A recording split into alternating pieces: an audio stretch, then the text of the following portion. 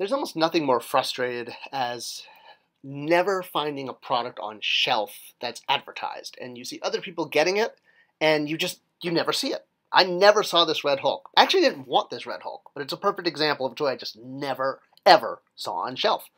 And the immediate thought with most adult toy collectors is, oh my gosh, the toy company is just leaving money on the table. Why do they not make more of these?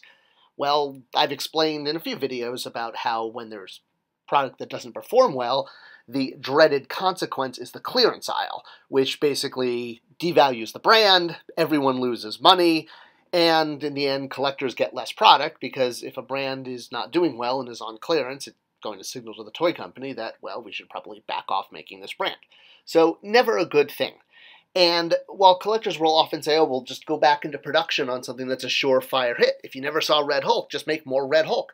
And I've shown this image before. It's a perfect visual of going back into production. The Storm figure had sold out, and Target brought it back. And there was too much because the demand for it, while it was very vocal, turned out to be very limited. So why is it's such a huge risk then to produce, say, just a little more up front? If there's enough demand for Storm that they went into a second run, even though the second run didn't sell, why not in the first run just produce a little more? Well, there's a reason for that, and it's kind of the bad apple theory, right? Where if you take a rotten apple and you put it in a photograph of other apples, all the apples in that photograph will also rot. Likewise, this happens to toy lines all the time. So let me explain how it comes and deals with why it's not overproduced. And for that, we're going to turn to a Venn diagram because, you know, there's nothing cooler than a Venn diagram when you want two circles to communicate something. I mean, how else can you tell the difference between a unicorn and a narwhal? All right, so understanding how Venn diagrams can represent two things, and whether you're presenting to your third grade class or people on YouTube, we're going to use it this time to explain MOQ. And again, this is something I've mentioned before, but I went ahead and actually labeled all of the circles in the Venn diagram this time to make it super easy. Okay, so here we have our two colored circles. See how much fun that was to draw? Each circle represents the MOQ, the quota that has to be produced in order to turn on the machines. Let's just call it 10,000 units for sake. All right. So that middle area there, that's the demand from collectors who couldn't find a figure when it was produced the first time. Maybe it shipped to a different country, maybe they just never saw it, maybe the Red Hulk was never in their area. Now the other circle also represents MOQ. So you can see you have to produce the entire MOQ, and while you'll satisfy the demand, which is in the center, look at how much of the second MOQ is left. That's what this is. That's exactly what you're looking at here with Storm. This is the remaining units of the second run's MOQ after demand has been satisfied, and that results in figures hanging out at retail. Now, I've often said one of the solutions, I think, instead of rerunning a figure, is just to kind of reinvent a figure, right? Give him a different head, maybe the civilian identity, but you can put out the same figure and satisfy more or less the demand and also preserve the collectability of the original for the collector who went out and found that. And, you know, that's a trophy that you've brought home from the hunt. So I think it does both things. All right. So relating then back to MOQ and the semi-complex way that this is often calculated, especially because sometimes different parts of different toys can have different MOQs. Maybe you have to produce 10,000 heads, but you only have to produce, 4,000 bodies. I don't know, I'm making that up, but that happens. And how does this, again, relate to the rotten apple theory? Well, let's look at an example, and I'm not at all making any statements. We're using just an example of the Rose Tico situation, just because it's easy to illustrate, because there's so many images online that can help this. So yes, Rose Tico was what we would call a peg warmer, a figure that did not sell, that was part of an assortment, was not shipped open stock, meaning a full case pack.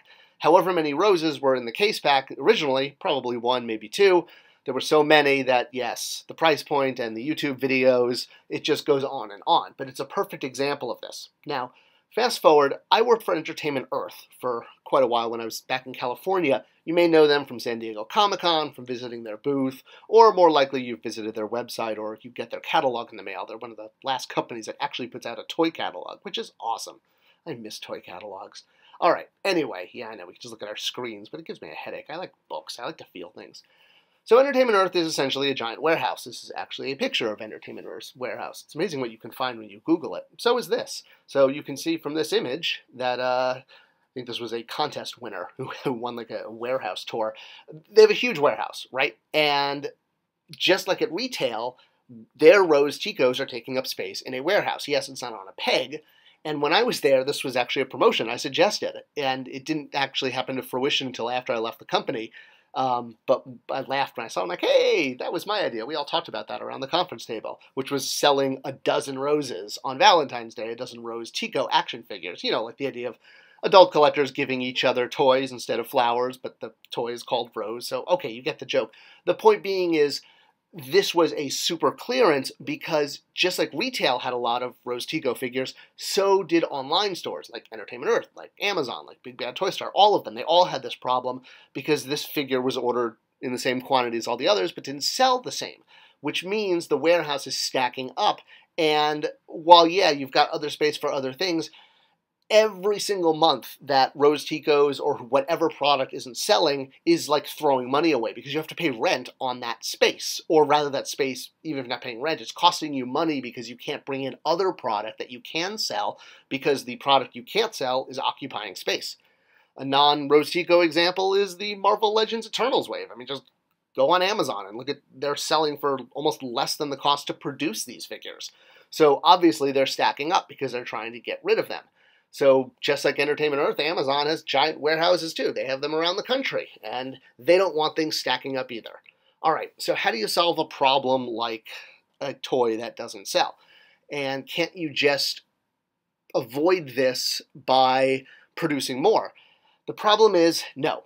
It's all about optimal production quantity. It's a business term. I'm not going to go, I'm sure you could YouTube just this concept, but it's basically producing exactly the amount that you can sell without overselling. And this is exactly what brings us back to the frustration collectors feel that they're not being loved by a toy company, that, you know, they want the company to hug them, to love them. And why don't you respect us and produce enough for us, enough to hit that demand? We're not saying go into a second run. We're saying just make enough, you know, for that first demand. But again, well, what if the product is a dud? And if they make too much and it winds up sitting, that costs money. And it literally, I mean, it's square foot, it's per inch. It's, believe me, companies spend so much time analyzing how much money each square foot costs or makes or brings in. So this is really what everything is about. So when making a case pack, the idea is to make it so that it sells through as quickly as possible. And it's an art, it's a science. It really is a bet because you're betting on the entertainment working, you're betting on the figures being a hit, and if you lose that bet and you overproduce anything, it really hurts the business. And in the end, obviously all, you know, companies, you know, we look and we say, oh, why are these, you know, executives who don't play with toys or don't even watch the movies or read comic books, why are they in charge? Because they know how to run product lines and they understand that principle of the optimal production quantity. It's all about knowing exactly how many to produce without too much risk. And that's why executives are in charge of lines and not fanboys. All right, well, I hope this video helped shed a little light on why they don't just produce a little more. The risk is too great. Hope you can share this video with others who might have these questions, and I'll try to hit you back in the comment section. Thanks for watching.